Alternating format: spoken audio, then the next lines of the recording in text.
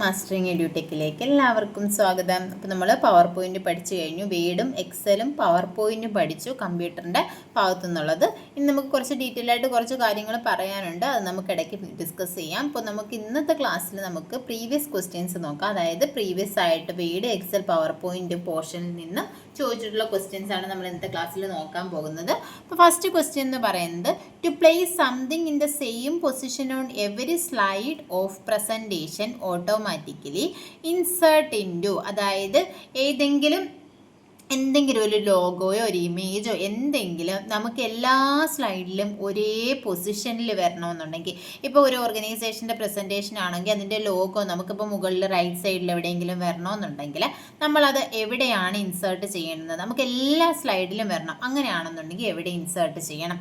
എവിടെയാണ്? സ്ലൈഡ് മാസ്റ്ററിലാണോ, നോട്ട്സ് മാസ്റ്ററിലാണോ, ഹാൻഡ് ഔട്ട് മാസ്റ്ററിലാണോ, നൺ ഓഫ് ദി എബോവ് ആണോ? ഇതിൽ ആൻസർ മാർക്ക് ചെയ്തിട്ടുണ്ട്. ഏതിലാണ്? സ്ലൈഡ് മാസ്റ്ററിലാണ് നമ്മൾ ഇൻസേർട്ട് ചെയ്യുന്നത്. അപ്പോൾ എല്ലാ സ്ലൈഡിലും ഒരുപോലെ എന്തെങ്കിലും കണ്ടന്റ് വരണമെങ്കിൽ അത് എവിടെയാണ് കൊടുക്കേണ്ടത്? സ്ലൈഡ് മാസ്റ്ററിലാണ്. അടുത്ത question, the dash feature in MS word automatically correct certain spelling errors. Spelling errors correct ചെയ്യാൻ വേണ്ടിയിട്ട് ഏത് ഫീച്ചറാണ് വേർഡിൽ യൂസ് ചെയ്യുന്നത്? ഏതാണ്? ഓട്ടോ കറക്റ്റ് എന്ന് പറയുന്ന ഫീച്ചറാണ് സ്പെല്ലിംഗ് കറക്റ്റ് ചെയ്യാൻ വേണ്ടിയിട്ട് യൂസ് ചെയ്യുന്നത്. അടുത്ത question, from which panel you can insert header and footer in MS word 2007. Header and footer എവിടെ നിന്നാണ് നമുക്ക് ചെയ്ത് കൊടുക്കാൻ പറ്റുന്നത്? എവിടെയാണ് ഹെഡർ ആൻഡ് ഫൂട്ടർ? ഏത് ടാബിലാണ്? ഇൻസേർട്ട് ടാബിലാണ് ഏത് വരുന്നത്? ഹെഡർ ആൻഡ് ഫൂട്ടർ ഓപ്ഷൻ വരുന്നത്. അടുത്തത്, where does the minimized application resides in വിൻഡോസിൽ നമ്മൾ ഒരു ആപ്ലിക്കേഷൻ മിനിമൈസ് ചെയ്താൽ, അതായത് ഈ ഓപ്പൺ ചെയ്തിരിക്കുന്ന ഒരു ആപ്ലിക്കേഷൻ ഞാൻ എന്ത് ചെയ്തു? ഇത് മിനിമൈസ് ചെയ്യുകയാണ്. മിനിമൈസ് ചെയ്ത് കഴിഞ്ഞാൽ ഇത് എങ്ങോട്ടായിരിക്കും പോകുന്നതെന്നാണ് ചോദിച്ചിരിക്കുന്നത്. എങ്ങോട്ടാണ് പോകുന്നത്? നമ്മൾ മിനിമൈസ് ചെയ്ത് കഴിഞ്ഞാൽ എവിടെയാണ്? ടാസ്ക് ബാറിലാണ് കാണുന്നത്. ഏറ്റവും താഴെയുള്ള ബാറാണ് ഏതെന്ന് പറയുന്നത്? ടാസ്ക് ബാർ എന്ന് പറയുന്നത്. മിനിമൈസ് ചെയ്തുള്ളത് ടാസ്ക് ബാറിലേക്കാണ് പോകുന്നത്. അടുത്തത്, shortcut key for redo and action. റിഡോയുടെ ഷോർട്ട് കട്ട് കീ എന്താണ്? Ctrl+Y ആണ് റിഡോയുടെ ഷോർട്ട് കട്ട് കീ. അൺഡു ആണെന്നുണ്ടെങ്കിൽ Ctrl+X ആണ് അണ്ടുവിൻ്റെ ഷോർട്ട് കട്ട് കീ. Ctrl+X അല്ല, Ctrl+Z ആണ് അണ്ടുവിൻ്റെ ഷോർട്ട് കട്ട് കീ. റിഡോ ആണെങ്കിൽ Ctrl+Y ആണ്. Ctrl+X എന്ന് പറയുന്നത് കട്ടിൻ്റെ ഷോർട്ട് കട്ട് കീ ആണ്. ഞാൻ പറഞ്ഞത് മാറിപ്പോയതാണ്. Ctrl+Z ആണ് ഏതിൻ്റെ shortcut key? Undo. Redo ആണെങ്കിൽ Ctrl+Y ആണ്. അടുത്തത്, dash option helps to break lines between syllables of a word in MS word.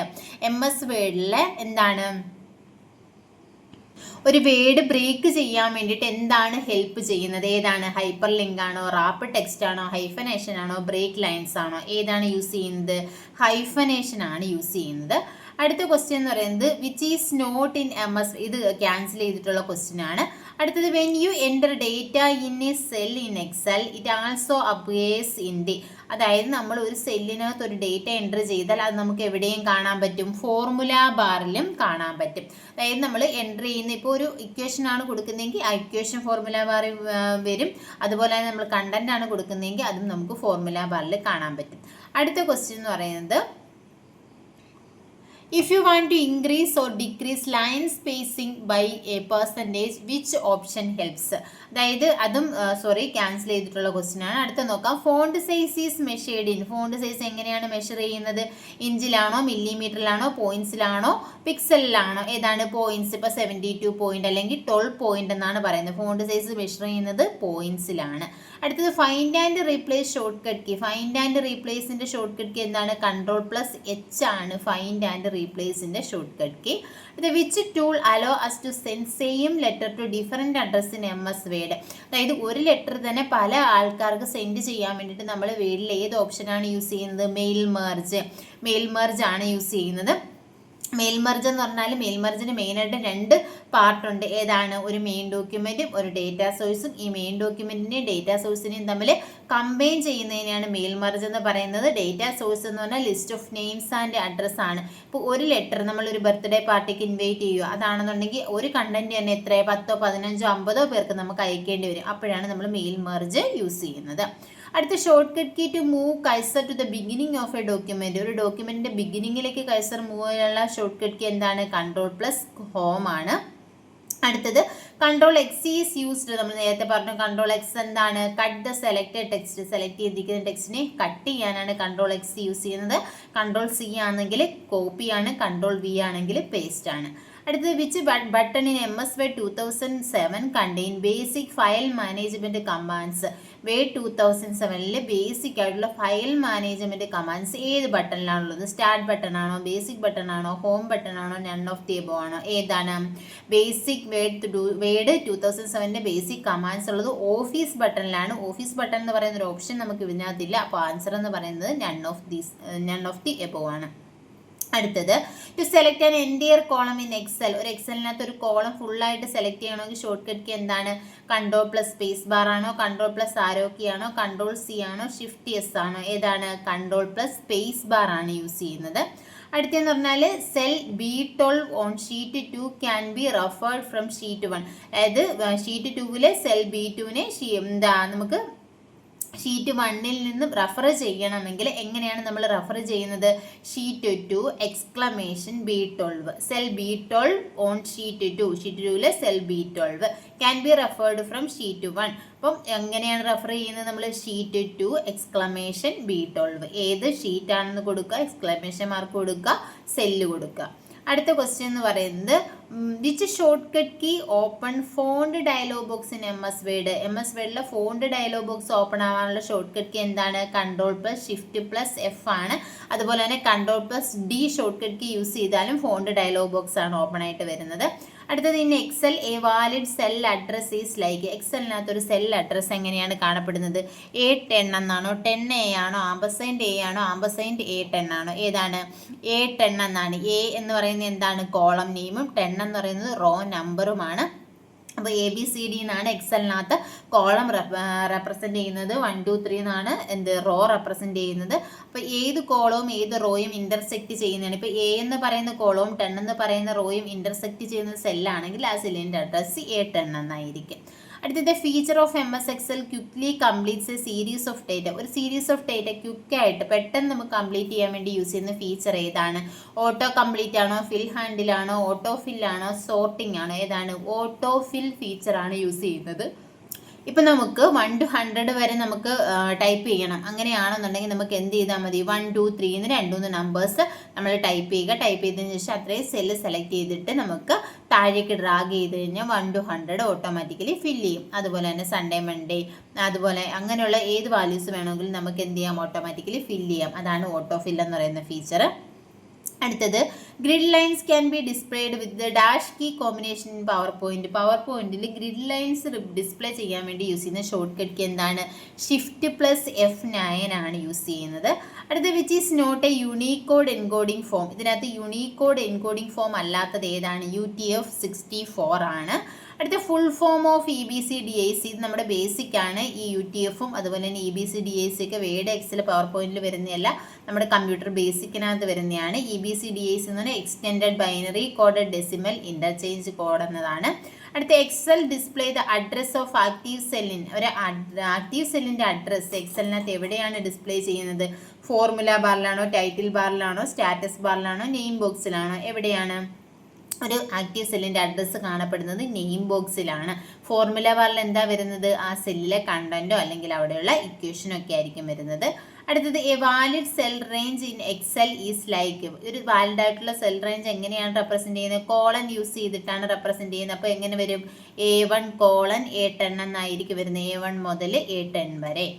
അടുത്ത question any component of the computer you can see and touch. നമുക്ക് കാണാനും തൊടാനും പറ്റുന്ന കമ്പ്യൂട്ടറിൻ്റെ കമ്പോണൻറ്റിനെ എന്താണ് പറയുന്നത്?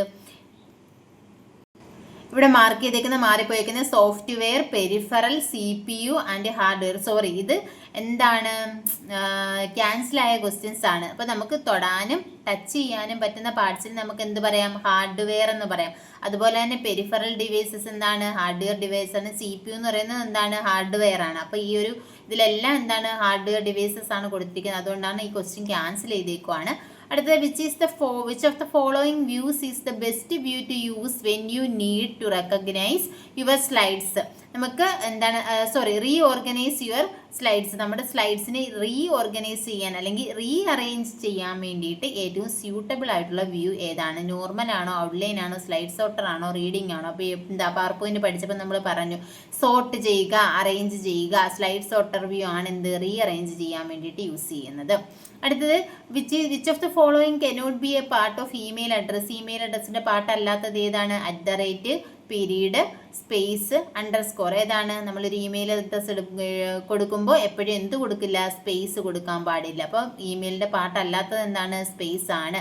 ഇപ്പം abc@gmail.com അല്ലെങ്കിൽ abc.123@gmail.com, abc_123@gmail.com ഇങ്ങനെയൊക്കെ നമുക്ക് കൊടുക്കാം. പക്ഷേ അതിൻ്റെ ഇടയിൽ സ്പേസ് വരാൻ പാടില്ല. അടുത്ത ക്വസ്റ്റ്യൻ എന്ന് പറയുന്നത് URL എന്ന് പറഞ്ഞാൽ എന്താണ്? സം സോഫ്റ്റ്വെയർ ആണോ? Address of a page on world wide വെബിലെ ഒരു പേജിന്റെ അഡ്രസ് ആണോ URL? Unlimited resource for learning ആണോ? ഹാർഡ്വെയർ പീസ് ആണോ? ഏതാ? URL എന്ന് പറഞ്ഞാൽ യൂണിഫോം റിസോഴ്സ് ലൊക്കേറ്റർ. വെബ് പേജിലെ ഓരോ പേജസിനെയും യുണീക്കായിട്ട് ഐഡന്റിഫൈ ചെയ്യാനാണ് ഏത് യൂസ് ചെയ്യുന്നത്? URL യൂസ് ചെയ്യുന്നത്. അപ്പോൾ the address of the page on the world wide web ആണ് URL എന്ന് പറയുന്നത്.